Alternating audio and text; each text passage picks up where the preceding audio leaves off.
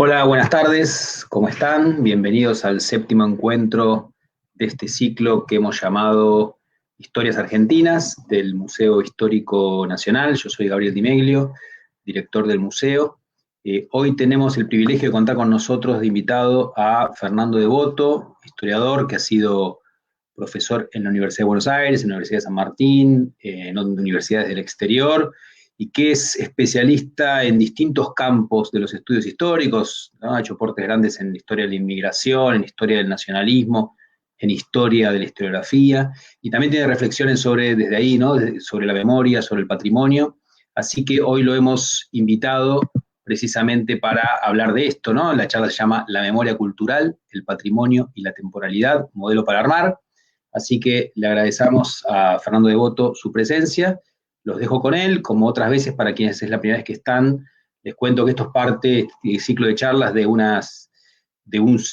proceso, digamos, de repensar, de replantear el guión histórico del Museo Histórico Nacional, y hemos ido invitando a distintos especialistas para reflexionar sobre temas diferentes. Y bueno, van a ver que tienen comentarios que pueden hacer al costado. Les pido que en lo posible vayan quedando de los comentarios, y si hay preguntas para el final, así yo las levanto de ahí y se las hago al expositor, que no va viendo los comentarios, aviso, durante la charla. Así que bueno, gracias a todos y todas por estar ahí, y los dejo entonces con Fernando Devoto. Gracias. Bueno, buenas tardes. Agradezco a Gabriel que me haya invitado aquí. También agradezco que se haya hecho cargo de la gestión del museo. Porque el Museo Histórico Nacional, si no hay que abolirlo, hay que convertirlo en una institución competente, a la altura de los museos actuales. Aunque todos sabemos que es un género difícil, pero creo que él, por su formación y por experiencia, es una persona idónea para hacerlo. Y siempre celebro que se nombren personas idóneas, sobre todo en este país. Gabriel me invitó a hablar sobre cuestiones de patrimonio e historia. Y yo propuse el título que tiene en el programa. Sí. Entonces, para empezar, patrimonio y memoria. Vamos a considerarlos aquí, después se puede discutir, las dos caras de un mismo proceso.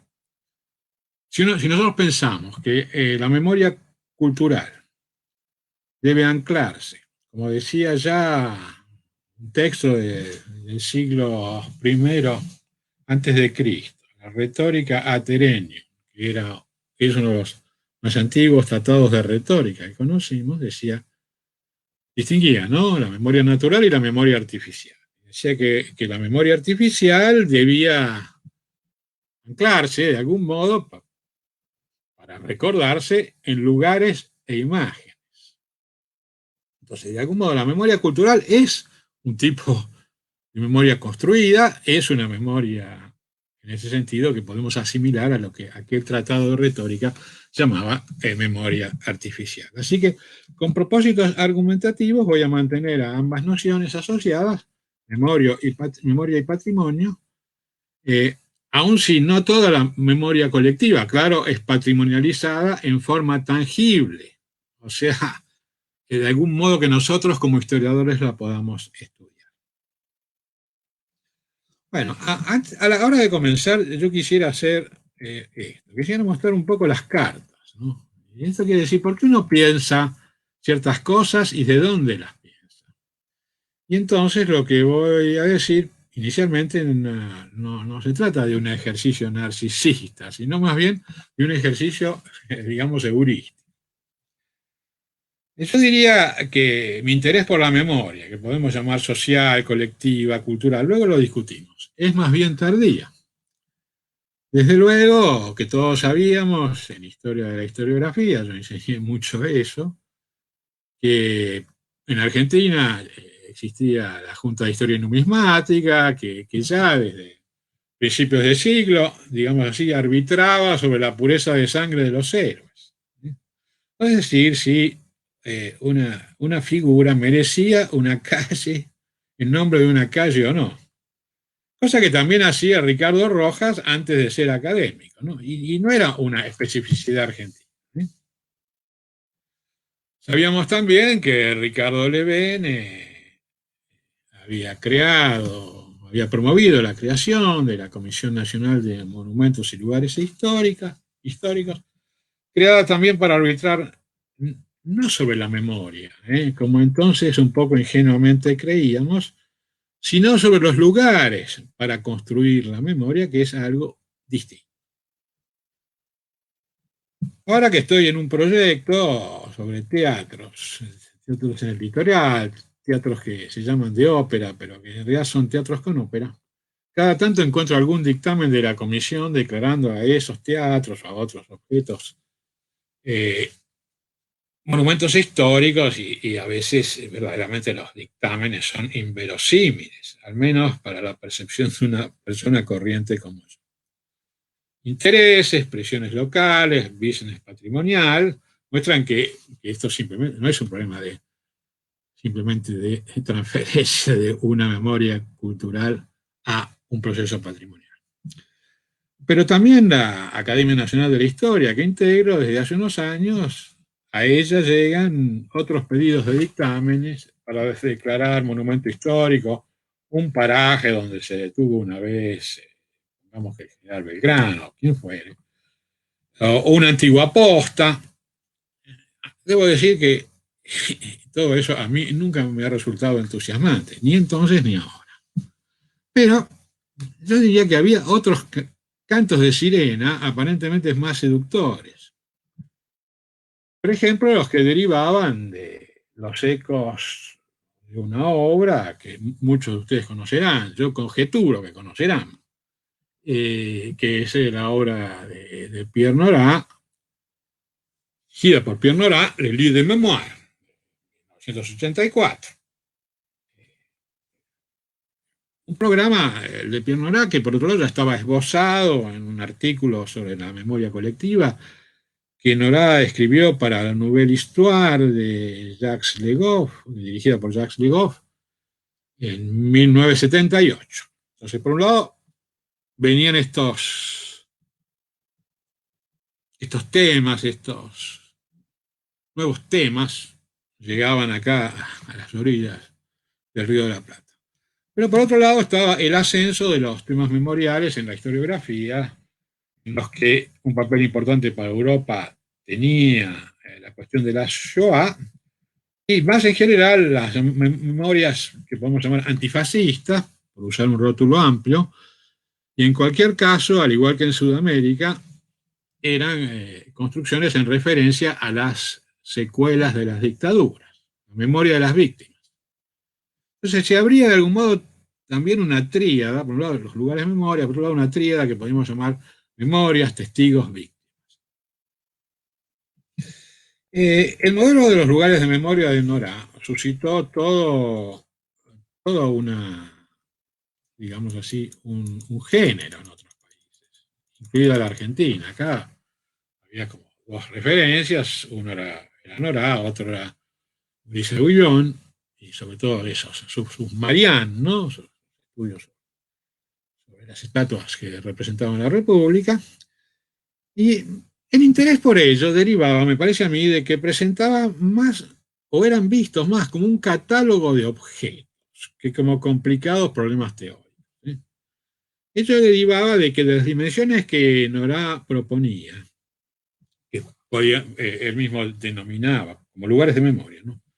Topográficas, monumentales, simbólicas, funcionales, era la topográfica la que absorbía las otras.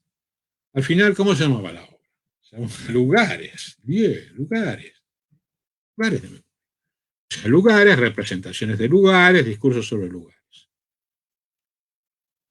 Bueno, sería interesante una discusión en torno a la operación de Nora en relación con las reflexiones sobre los problemas de la memoria social, colectiva, cultural, sobre las construcciones, sobre las elecciones, sobre su necesidad, todas las cosas que iban asociadas al paralelo, un poquito posterior, casi paralelo, en cuanto a su recepción, avance de las cuestiones de la memoria, ¿se acuerdan?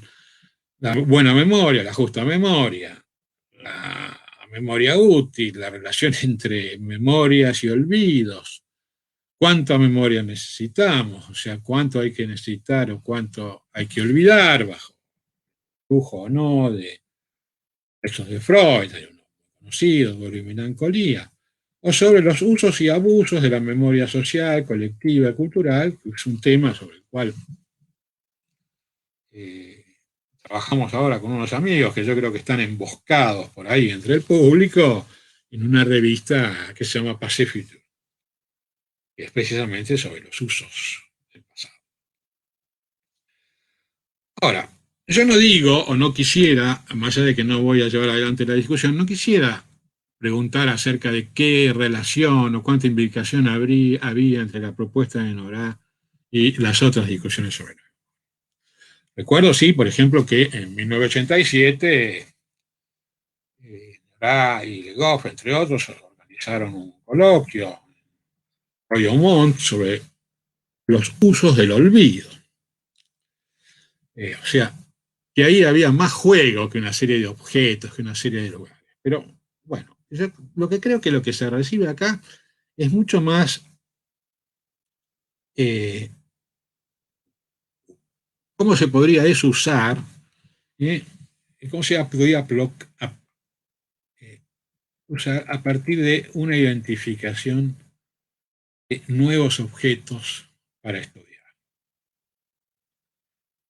Ahora, si esa es la recepción, si nosotros descubrimos que podemos estudiar las conmemoraciones, que podemos estudiar las estatuas, etcétera, etcétera, no necesariamente hacemos nueva historia, sino más bien lo que se puede estar haciendo es nueva historia anticuaria, nueva anticuaria o una nueva forma de historia erudita. Todo bien.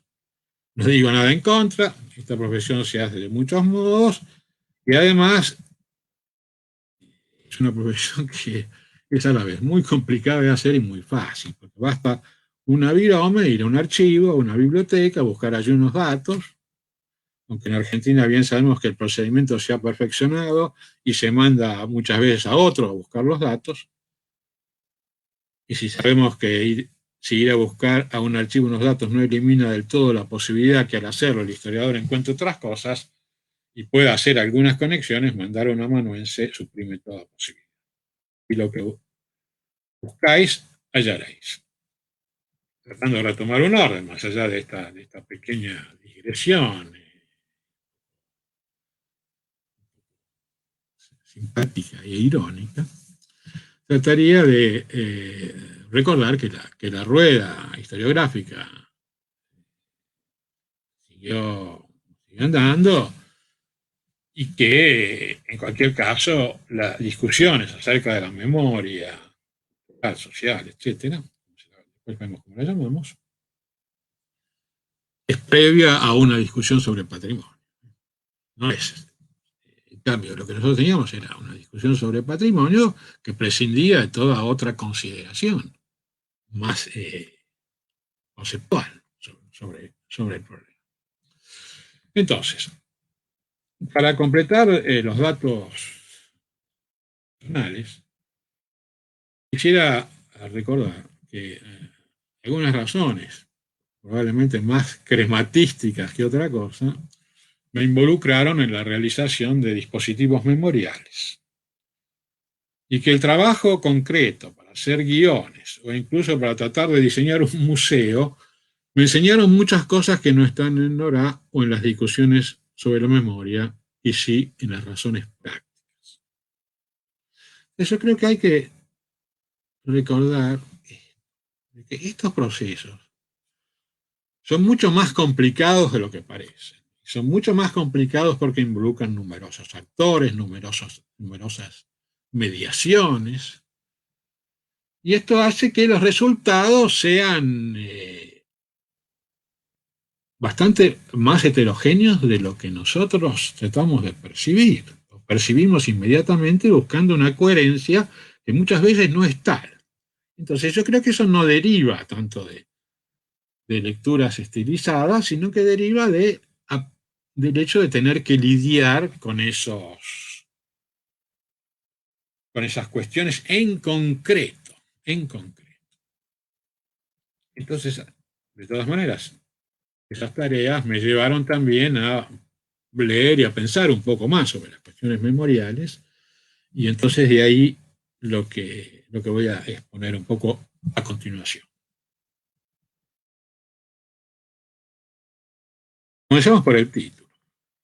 ¿Por qué he elegido la expresión memoria cultural y no memoria colectiva, o memoria social o incluso memoria comunicativa? Contesto rápido. Yo sigo aquí la denominación que propuso Jan Assmann en lugar de la que propuso Maurice Halbach y luego Nora, que ellos usaban, como ustedes saben, si los han leído, memoria colectiva. Y lo hago por tres órdenes de razones.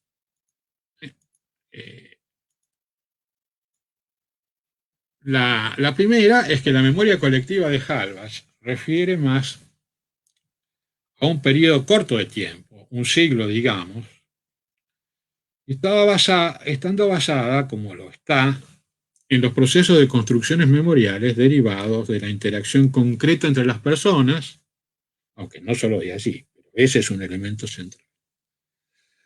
La segunda es que la idea de Halbach enfatiza más las dimensiones estáticas que las dinámicas del proceso de construcciones memoriales.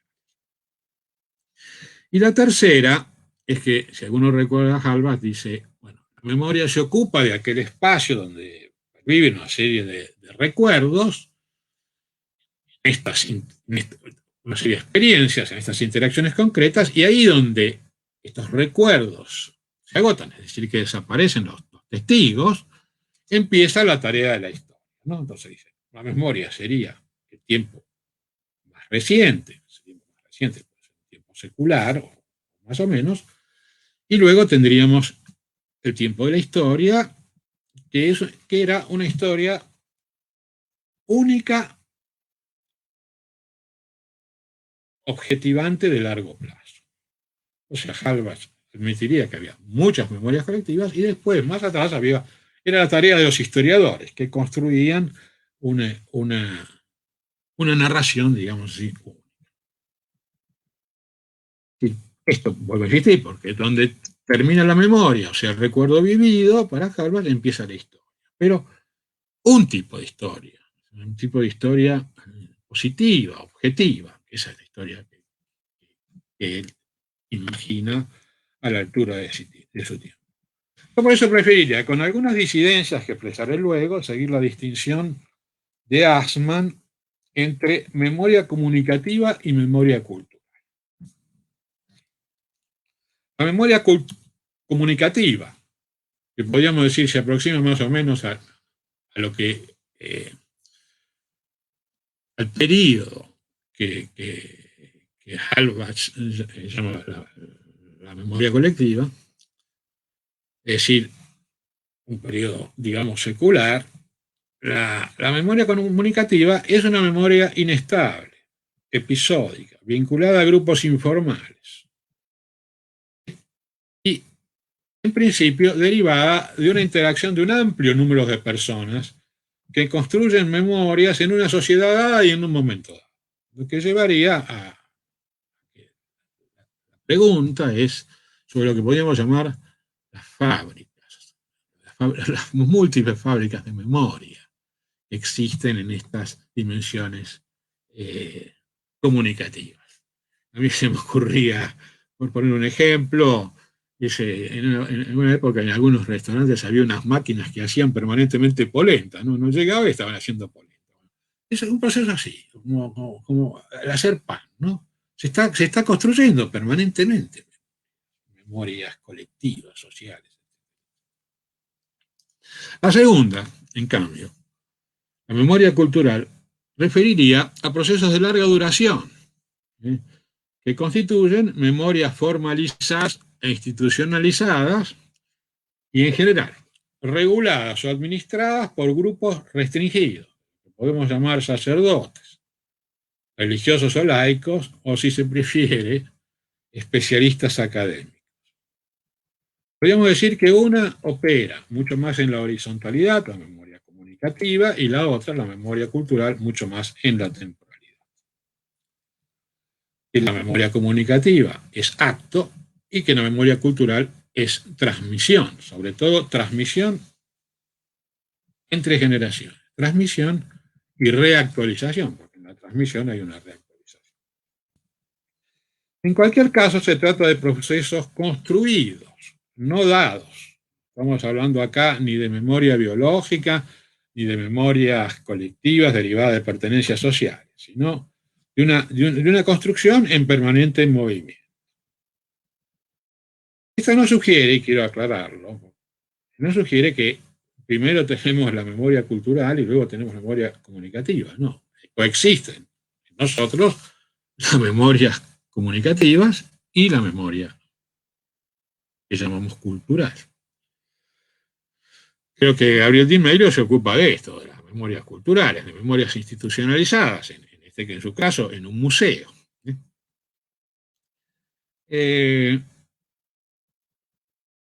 Existe. Por supuesto que la memoria cultural es construida socialmente. Y aquí yo diría que todos seguimos los argumentos de Halbach. Simplemente podemos introducir modulaciones, etcétera, pero partimos de ahí. Y quizás, sin embargo, la expresión cultural no la uso, los que me conocen saben, porque tengo una simpatía por las modas, sino porque tiende a enfatizar, y menos por esta moda, tiende a enfatizar las dimensiones discursivas en las construcciones memoriales. Y aquí yo agregaría una idea que está en Todorov, acerca de que esos discursos cruzados en el espacio social, que como centros emisores intentan crear consensos memoriales, tienen una capacidad de irradiación muy diferente. Entonces, el problema de las construcciones memoriales se entrecruza con las diferencias de poder comunicacional de cada emisor. Quiero contar, no sé cómo voy con el tiempo, pero quiero contar una pequeña historia. Una vez con unos colegas, que no los voy a mencionar, fuimos a un congreso en Santiago de Compostela y nos quedábamos a la noche, 3 o 4, dos colegas y un colega de Santiago, a tomar orujo hasta la madrugada. Y dijimos que íbamos a crear un club de amigos del orujo, pero no tenemos posibilidad de crear eso, no tenemos una capacidad de radiación. Hay centros emisores, ¿sí? Todos tendemos a construir, ¿sí? Pero hay centros emisores que tienen un poder. Y también hay desigualdades en las capacidades de construir. Por supuesto que las instituciones estatales tienen un enorme poder. Y en algunos contextos, digamos así, los ejemplos de los casos totalitarios tienden a tratar de monopolizar estas construcciones. Pero en las sociedades democráticas, junto con las instituciones estatales, están, por ejemplo, los órganos de comunicación, la prensa, están los movimientos políticos, grupos éticos, grupos religiosos, minorías consolidadas, con accesos a recursos comunicacionales. Pongamos un solo ejemplo nuestro. Durante muchos años, en el diario La Nación, no se podía nombrar a Rosas, no se podía escribir Rosas, Juan Manuel de Rosas. ¿Se acuerdan que Jean Mitre, además de historiador importante, muy significativo, también era una persona que intentaba arbitrar en cuestiones memoriales? ¿Recuerdan, digamos así, lo que le escribe a Saldías o lo que le escribe a Joaquín B. González con respecto a reivindicar a Rosas o con respecto a recuperar a los pueblos originarios, etc.? Entonces, el diario también de algún modo arbitraba. Recuerda que la prensa, otro diario, que hacía opinión, no mencionaba al general Perón, lo llamaba el tirano prófugo. No digo nada, no trato de establecer, decir nada. Digo simplemente que son operaciones, como toda operación memorial, que son operaciones que incluyen y excluyen. Por eso, lo que tenemos que decir todas formas, es que no son uniformes. Nunca ha habido nada uniforme aquí, salvo algún periodo dictatorial, pero entonces la memoria cultural debe ser declinada en plural. Y si yo pudiera dejar esta idea, yo creo que esta idea es suficiente. Creo que la memoria en memoria singular es un abuso. Y aclaro que este abuso es también el de Pierre Nora, que combina estudios de casos muy diferentes con una imagen unitaria, ¿eh? En torno a un eje nacional republicano francés. Ese el famoso tema de la retórica francesa, ¿no? La République. Y eso, ahora, esa construcción, como toda construcción, el secreto de toda construcción está primero en la selección de los lugares. Y segundo, en la organización, antes de que nosotros tengamos que ponernos a ver qué se dice. Entonces, ¿se acuerdan que está organizado la República, la Nación, la Francia? Ahora, en un país como Francia, hoy, que tiene un 10% de musulmanes, que tiene además un 10% de inmigrantes, no todos los inmigrantes son musulmanes, o sea que tiene una cantidad de personas que en realidad es difícil que se identifiquen con los lugares de memorias de no. ¿Qué, lo que hace ver es que esa construcción, que fue una construcción que se hizo en un momento dado, respondía a unos ejes vertebradores, unificadores, dentro de contextos de sociedades que eran muy heterogéneas. Entonces, eso no dice que no sea una obra de gran jerarquía y de gran calidad intelectual e historiográfica. Dice simplemente que hay ahí un diseño y que ese diseño tiende a construir una historia de Francia. Entonces, de algún modo, así como entre los lugares de memoria de Nora está la obra de Agustín Thierry, cuando se haga otros lugares de memoria, estará también los de Nora. Los lugares de memoria de Nora son ellos los constructores de nuevos lugares de memoria. Ahora, esa pluralidad de memorias no es un problema solo nuestro. Buscando un ejemplo antiguo, digamos así, la República Romana, el Imperio, construían operaciones, o realizaban operaciones memoriales, y también existían otras operaciones memoriales. ¿Se acuerdan de los dioses familiares? Que más que dioses familiares eran dioses de la gens, ¿no? Los lares, los penates, etcétera. Entonces, las construcciones memoriales han sido plurales, no son solo plurales en las sociedades contemporáneas, aún sí en las sociedades contemporáneas ha habido vocaciones totalitarias de construir relatos obligados, uniformes, etc. Por un lado, tenemos un instrumento, una estructura, un instrumento fuerte, el Estado, el Estado Nacional, que construye memoria cultural. También tenemos algo que vamos a poner entre comillas, no discuto, no quisiera discutir mucho, que es la sociedad civil, que al principio, y aquí yo seguiría un poco las reflexiones de Agnes Heller, no tiene memoria cultural. O sea, si no tiene memoria cultural, uno podría decir no tiene identidad, sino que es un mosaico de memorias y de identidades. Esto quiere decir que la sociedad civil es muy heterogénea. Ahora, lo interesante no es solo religiones, constructoras de memoria y de identidad, grupos étnicos, instituciones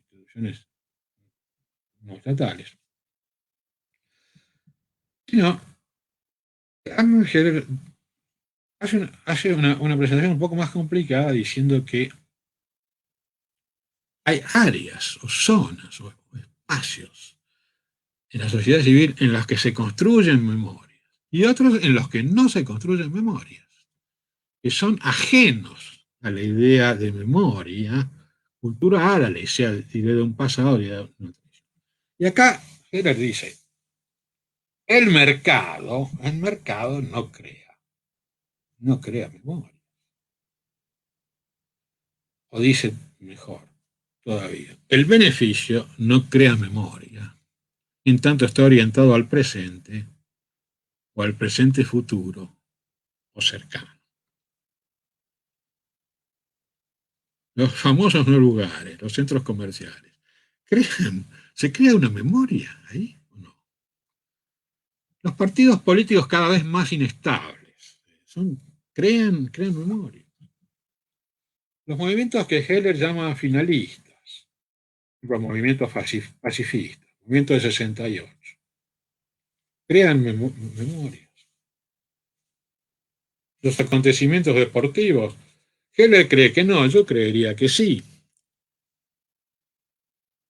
La raza, la identidad, la orientación sexual son constructores de memoria. El arte, la religión, por supuesto. La filosofía, como creía Hegel, son constructores de memoria. Lo que hay que retener es que tendríamos en esta mirada áreas memoriales y áreas no memoriales. Lugares en los cuales se construye memoria y lugares en los cuales no se construye memoria. Entonces yo creo que esto también nos ayudaría a complejizar un poco la famosa observación de François Hartog acerca del presentismo. Efectivamente, nosotros podemos vivir en una sociedad presentista, pero no toda la sociedad está en ese movimiento presentista, quizás. Es un punto sobre un punto a discutir. Memorias, muchas, conflictuales, memorias y antimemorias. Porque todas las memorias, de algún modo, se construyen para producir una identidad y una diferencia. Y entonces, de algún modo, implican un otro. ¿No? Estaríamos en un juego, digamos así, entre universalismo y pluralismo. Por eso digo, el problema es mucho más complejo. Es mucho más complejo, ¿sí? Que lo que nosotros podemos, a primera vista, pensar. Y más aún cuando tratamos de uniformizar, de reunir esta heterogeneidad en una mirada unitaria, uniformizadora, y decimos, la memoria es esto. ¿Se acuerdan? Se decía la historia oficial. No sé bien si alguna vez ha existido eso que se llama historia oficial. Habrá habido intentos de hacer una historia oficial, eso es distinto. Intentos de crear una memoria oficial, posible, cultural, institucionalizada, fuerte, hegemónica, pero después que eso funcione, efectivamente, es otra cuestión. Y es otra cuestión. Y nosotros debemos entonces recordar que esa memoria cultural, que es heterogénea, es también una memoria cultural que está sometida a transformaciones en la temporalidad. A partir de que la memoria cultural tiene que ser transmitida. Y esa transmisión es una transmisión artificial, en el sentido de lo que hablamos antes, ¿no? Es institucional. Entonces nosotros tenemos que pasar del recuerdo vivido comunicativo, ¿eh?, al recuerdo institucionalizado conmemorativo. Entonces ahí lo que nosotros vamos a tener es una estructura de repetición y actualización de determinados mitos originarios. Estos mitos originarios se repiten, pero constituyen, si ustedes quieren, en algún momento un canon invariable, que son una especie de memoria obligada, recuerdo obligado. pero también están sujetos a una reactualización. Esta reactualización es una reactualización que puede ser una reactualización de los textos que constituyen el canon, y acá se puede discutir si interesa. Tenemos una especie de triple proceso en esta reactualización de los textos, un proceso filológico. Tenemos un proceso exegético y tenemos un proceso hermenéutico. Esto es clásico en las religiones del libro, ¿no? Y acá hay de todas maneras un problema, que la filología puede entrar en tensión con la exégesis, puede entrar en tensión con la hermenéutica, puede entrar en tensión con el mito originario, el rito, la ley. Es el problema de Jerusalén, ¿no? La tensión, el conflicto entre la memoria colectiva y la historia. Cuando la historia empieza a hurgar, cuando se convierte en una historia filológica, hurgar en los textos y empieza a descubrir que la construcción originaria, el mito originario, no se sostiene. Entonces ahí hay un problema. Después vuelvo con un ejemplo nuestro. Ahora bien, decimos, los textos pueden ser reactualizados a través de nuevas lecturas, pero también otros dispositivos memoriales, como los monumentos, ¿no? Ahí también los contextos en los cuales los monumentos están instalados u otros instrumentos pueden afectan la estabilidad, la inmutabilidad y el sentido que esos monumentos podían tratar de sugerir. Porque lo que tenemos que recordar es que si la memoria cultural es una memoria que se transmite, y esta transmisión es una transmisión intergeneracional, lo que vamos a tener es un proceso de continuidad, pero también vamos a tener un proceso de rupturas.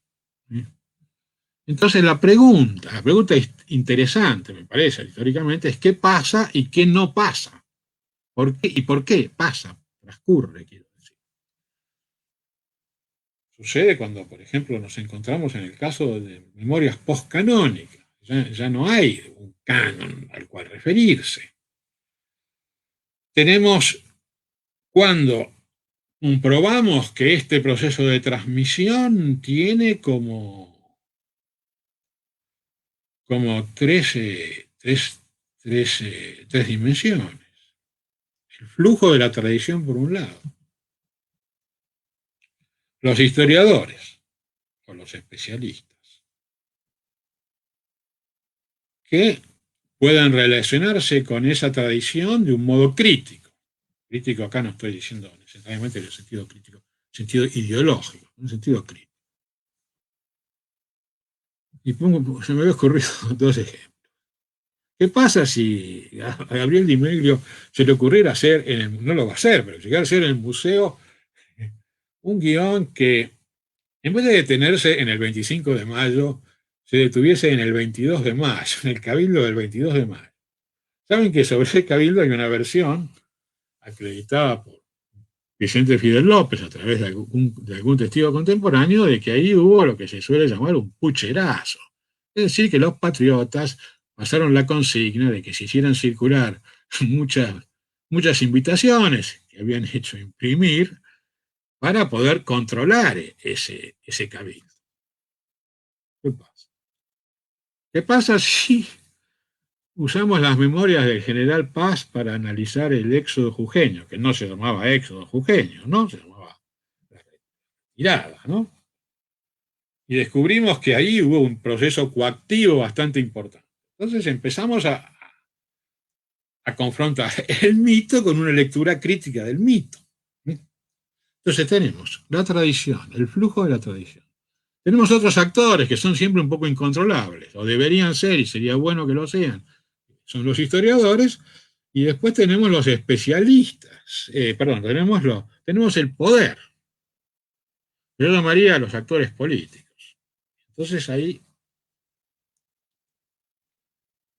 tenemos una tríada: poder, recuerdos y olvidos. Y eso da lugar a unos procesos de dinámicas temporales y de transmisiones temporales en la memoria cultural.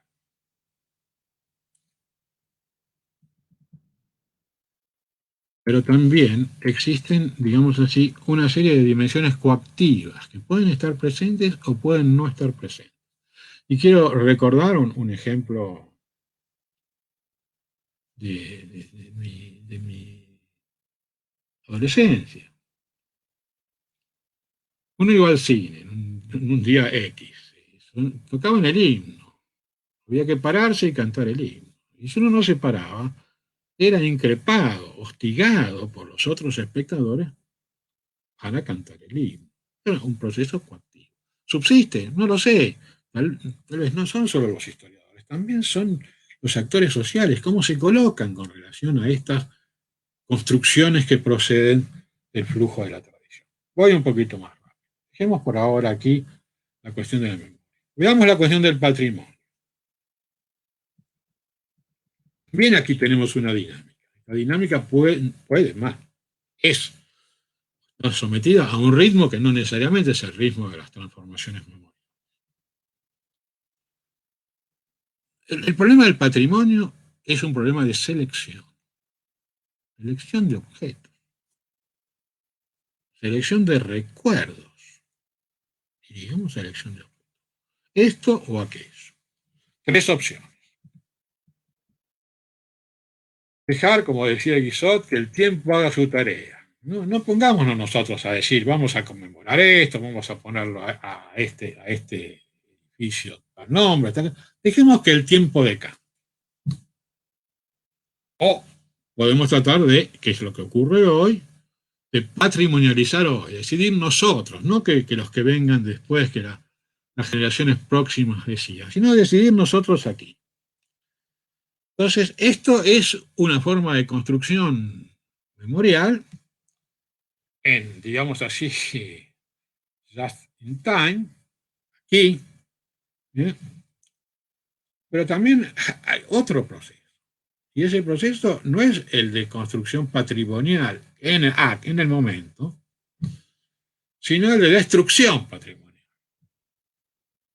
Destruir estatuas. Saben que esto está a la moda, muy a la moda. Es el caso de Colón. Ahora, el caso de David Hume también está afectado.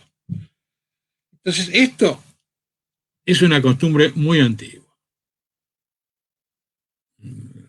Es conocido el cuento, ¿no? De que estatuas de reyes asirios de más o menos 2700 años antes de Cristo, había inscripciones asegurando el castigo eterno para el que destruyera la estatua, lo que claro indica que las estatuas se destruían, ¿no?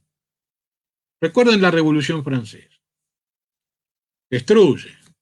Abate Gregoire inventa la palabra vandalismo y a su vez crea las nociones modernas de patrimonio, de archivos, de museos. Entonces, los procesos patrimoniales están sometidos a una doble selección. Primero, una selección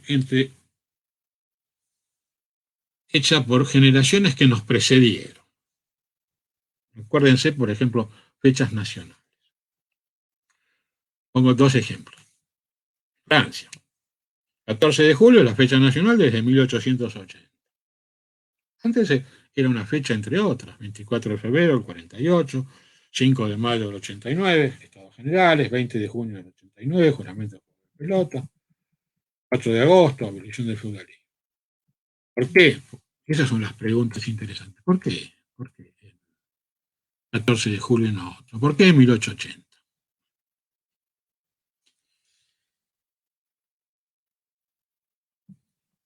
Quizás porque consagraba dos hechos, ¿no? El 89 y el 90. que tenían significados diferentes.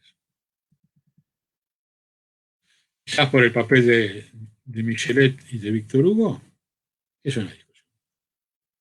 No es una discusión para decir, acá funcionó del mismo modo. No, las historias son diferentes, los casos son diferentes, eso es lo interesante. Tomemos un ejemplo muy rápido. Italia.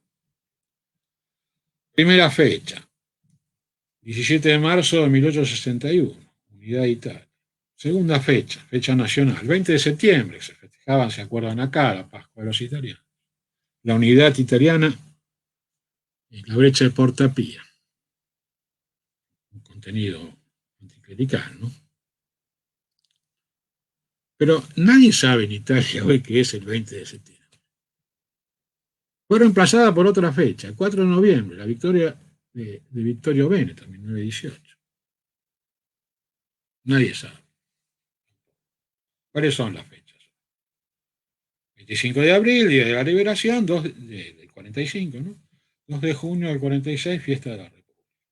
Entonces, en algún caso tenemos una perdurabilidad de una fecha que, bueno, tiene 140, 150 años, que es el 14 de julio. En otro caso tenemos cambios. Y acá tenemos también una cosa bastante extraña, no bastante extraña, qué sé yo, un poco latinoamericana de estas fechas de momentos y fundadores imaginarios. Ahora, fechas que se recuperaron y fechas que se olvidaron. Y también hay que ver por qué se olvidaron. Y estas fechas no representan nada en sí, sino que somos nosotros, somos las personas las que les otorgan una significación. Siguiendo determinadas intereses, intenciones, lo que ustedes quieran llamar. Entonces, semióforos llamamos a esto, ¿no? Siguiendo la expresión que popularizó Christoph Pommier. Los objetos no tienen un valor en sí, sino que el valor, el significado, lo otorga el sujeto. Y entonces, esos cambios en las valoraciones son inherentes a los procesos históricos. Por eso puede ser tan interesante estudiar esos cambios como estudiar la perdurabilidad. Ahora, cuando vemos el caso de Coulomb, podemos preguntarnos algo. ¿A qué alude eso? Yo creo que alude a un personaje, alude al descubrimiento de América, alude al momento de la realización, quiénes lo hicieron, por qué. Entonces, en realidad, todas las dimensiones morales son presentificaciones del pasado. Pero esas presentificaciones del pasado devienen a su vez pasados. Y entonces, en ese devenir pasados, hacen que lo que suele recordarse no son el momento que se presentificó, por ejemplo, 14 de julio de 1880, sino el momento de 1780. Ahora, en este contexto, lo que yo quisiera recordar, y esto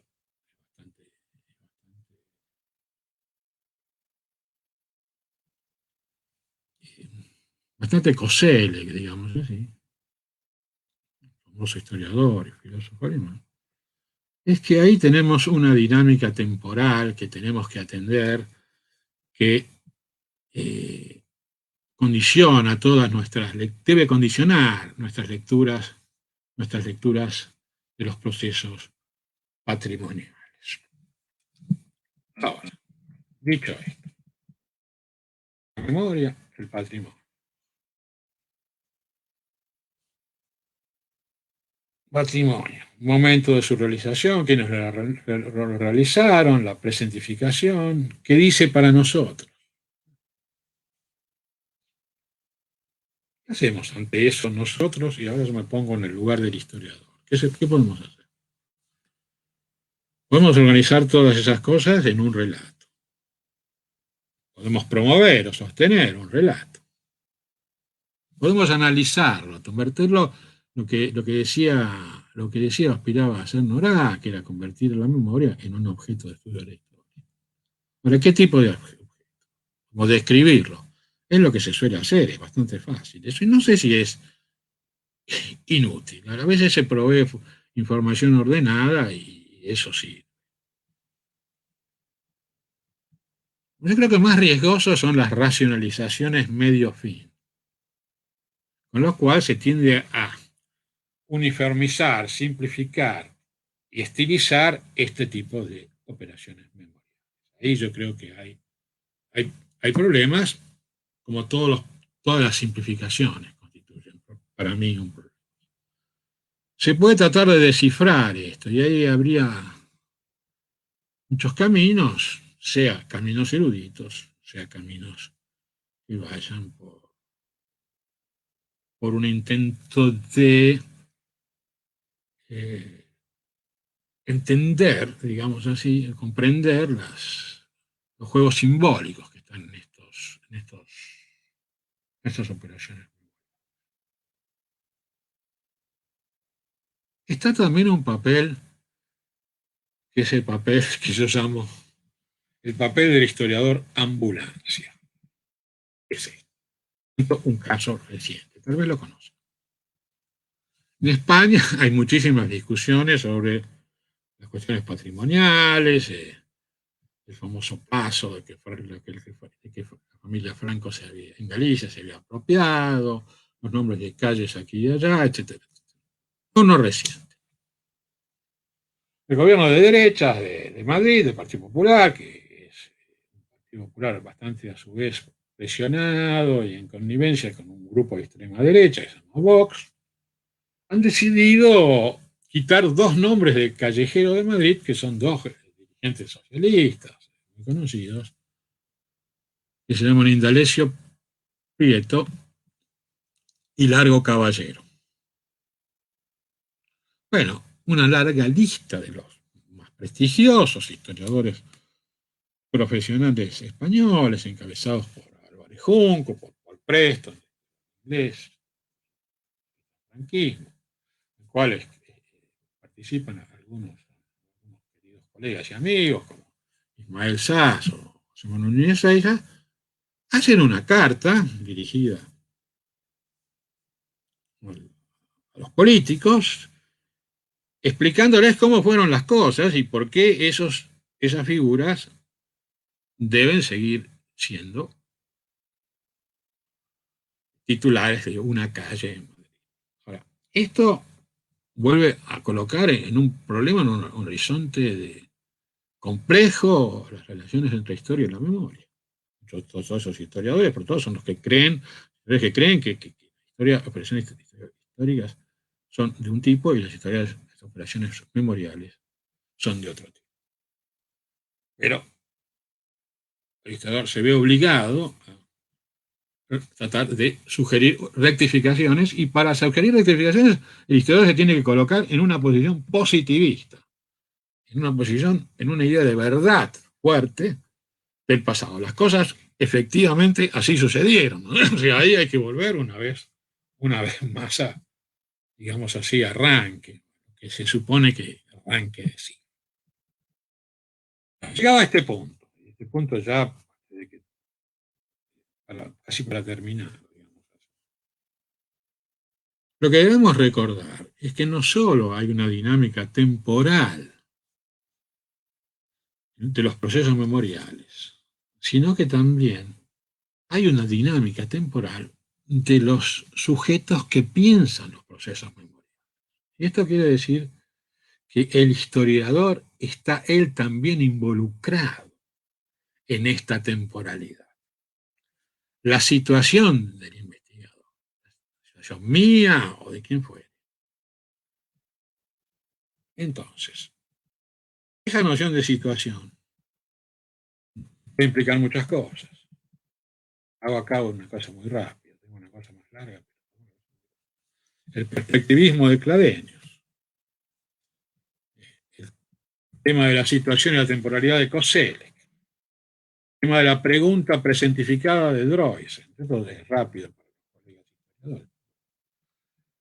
El tema de la Erdermis de Dilthey, el sujeto cognoscente está implicado en el objeto a conocer, lo que coloca la experiencia integral del sujeto, hoy aquí, en la comprensión de estos procesos. o el problema de la relación a los valores, Max Weber, o la historia toda contemporánea de Croce, etcétera, etcétera. O sea, mi punto es que no podemos llamarnos a estar fuera del juego. Es decir, nosotros miramos todas estas operaciones y vemos en estas operaciones las implicaciones temporales y las dinámicas que ellas conllevan, pero nos sacamos nosotros del juego como si nos colocáramos en una especie de atalaya omniscientes de las cuales miramos el pasado. No, nosotros también estamos en el juego. De todas esas dimensiones, de todas maneras, de todas esas posibilidades, yo quisiera indicar la mía. Yo creo que, siguiendo esto a Jerusalén, hay una tensión entre historiografía y memoria colectiva, solo que yo no sé si estaría totalmente de acuerdo con Jerusalén, en el sentido que yo creo que el historiador inicialmente debe ser crítico. Y ese ser crítico implica poner en cuestión las debilidades, las falacias de las construcciones memoriales. No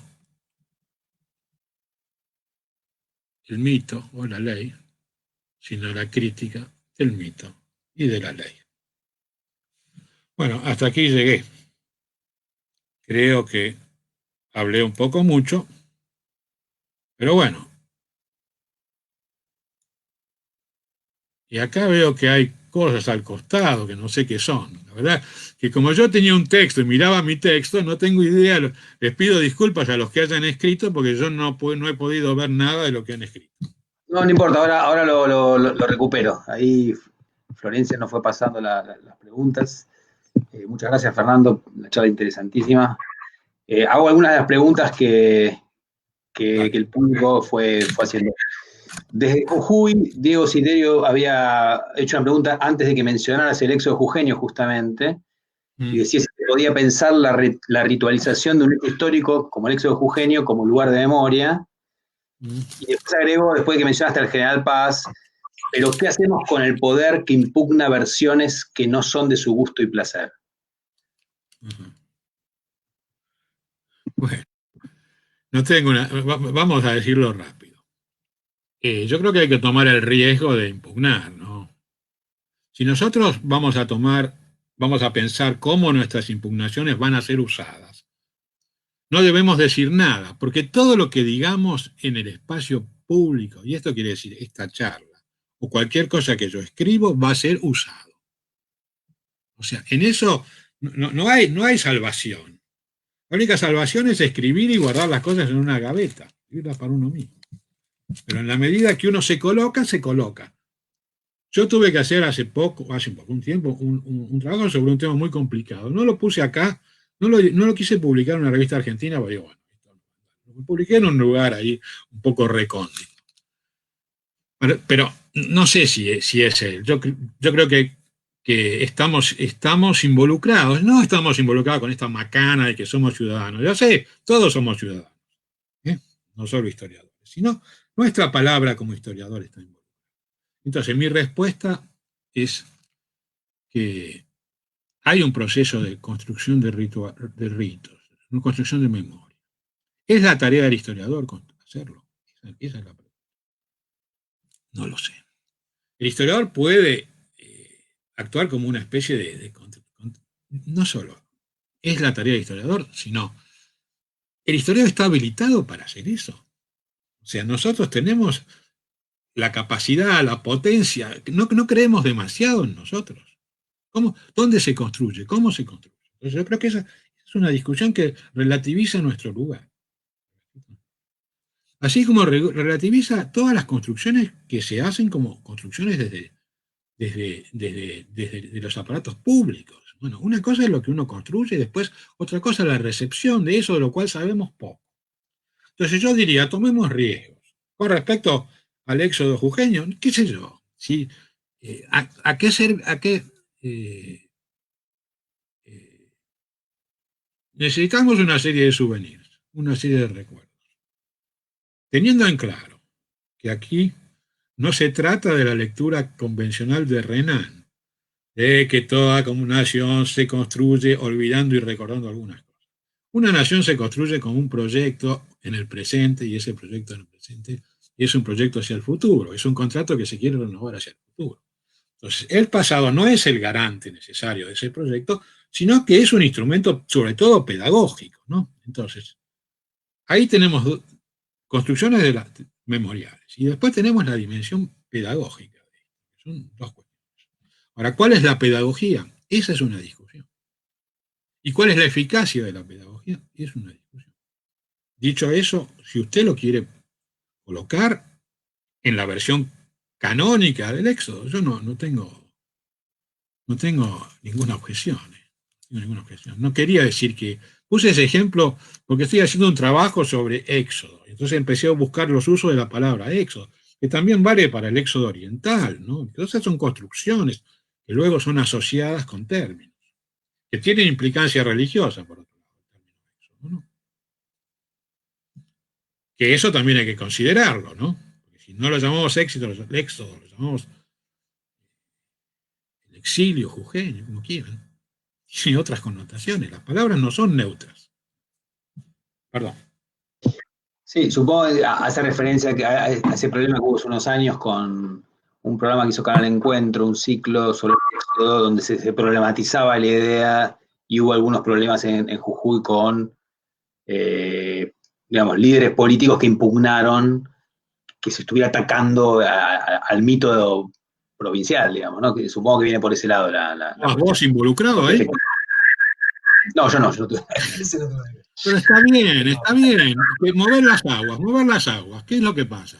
Por supuesto que hay sectores que no van a querer mover, y hay sectores que son simplemente tontos. La gente necesita creer en cualquier cosa. Eh, Entonces, bueno, mover un poco las aguas, que construyamos una memoria no más verdadera, no, más compleja, más rica, más inclusiva. Eh, sí. Muy bien. Te hago una pregunta más que escribe Val Mitrov. Dice, muy interesante lo que plantea Devoto y me hace pensar. ¿Cómo opera el conflicto entre memoria colectiva y memoria cultural en casos en los que el Estado, voy a un ejemplo de fines del siglo XIX, demuele un edificio histórico como la Casa de la Independencia en la época de Sarmiento y crea la Oficina de Correos y Telégrafos, y por el otro lado, la sociedad que sigue viendo en ese lugar como el lugar donde se declaró la independencia? ¿Qué se devela ahí? Pregunta. Bueno, se devela en principio que el futuro es más importante que el pasado, ¿no? O sea, ¿cuál es el... No se trata solo de cuánta memoria y cuánto pasado necesitamos. Eso es una cosa que nos excede a nosotros mismos. Y yo creo que a nosotros nos excede como problema. Yo creo que hay orientaciones más hacia el futuro y entonces las destrucciones de lugares memoriales tienen implicancias de ruptura con el pasado. Y esa sería una lectura. Yo no conozco el caso que menciona, pero por el momento en que menciona me parece que existía una perspectiva eh, menos interesada, más allá de la dimensión anticuaria, menos interesada a hacer jugar el pasado un rol en el marco de un relato en el cual el pasado fuera garante de un futuro, digamos, relación tipo Mitre. El pasado garantiza el futuro, no Mitre. Los relatos románticos del 19 son todos un poco así. Entonces, hay momentos en que esa dimensión está menos presente, esa necesidad. Las historias sincrónicas, morfológicas, por ejemplo, las historias globales de las cuales se habla ahora, son historias que efectivamente no están tratando de construir un relato usable, porque no hay un actor global, ¿eh? Los actores siempre están en un lugar, situados en un lugar.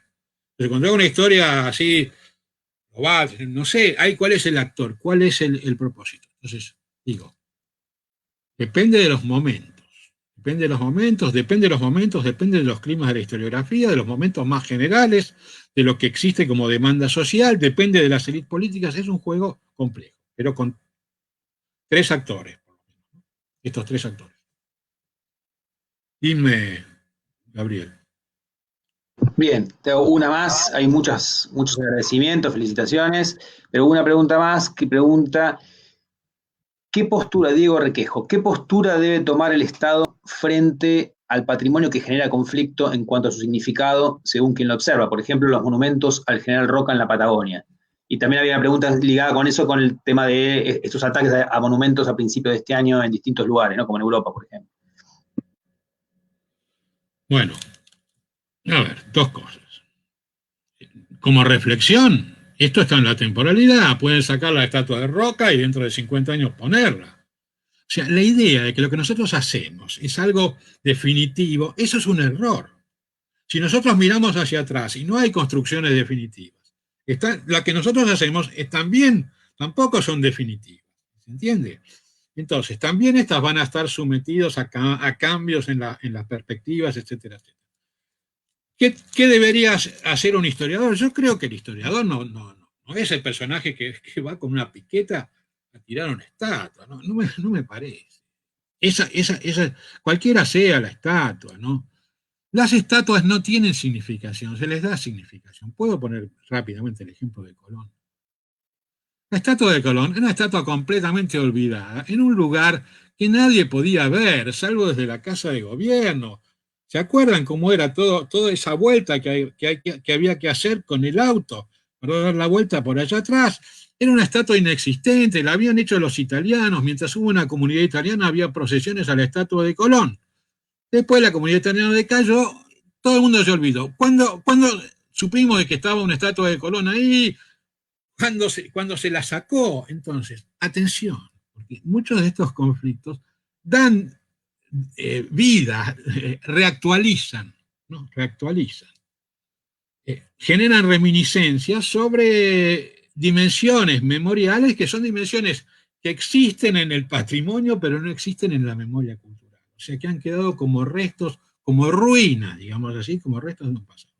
Entonces, para no eludir la respuesta y no hacerlo mucho más largo, yo creo que para el historiador ahí hay un tema, o ahí hay un problema, hay una discusión. La discusión refiere a problemas importantes acerca de antes. Son hoy los problemas, no son en el pasado.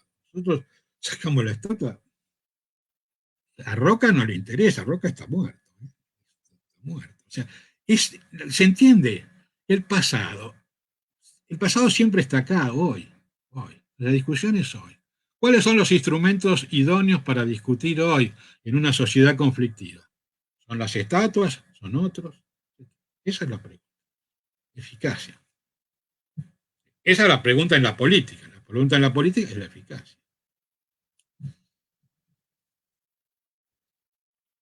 Bueno, fantástico. No tiene que estar de acuerdo conmigo. Una última cosa. Yo no tengo la verdad. Tengo problemas, preguntas, inquietudes. Querría entender mejor las cosas. Recuerden, nunca entendemos del todo, es más o menos. No quiero parecer omnipotente dando clases acá como desde un púlpito. No es así. Si no hubiera sido sacerdote, otra cosa. ¿Sí? Bueno, muchas gracias, Fernando, realmente.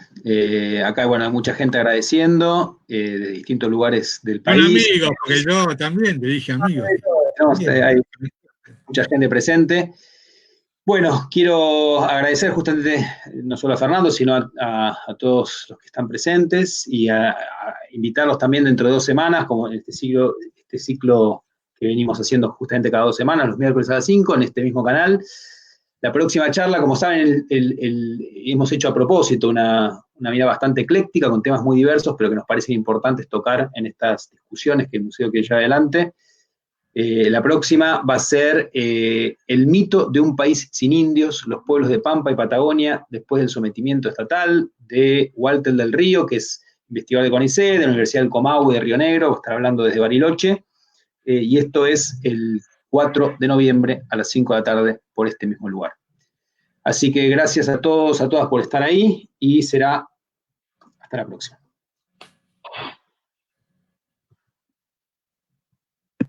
¿Cómo se sale? Vaya a saber.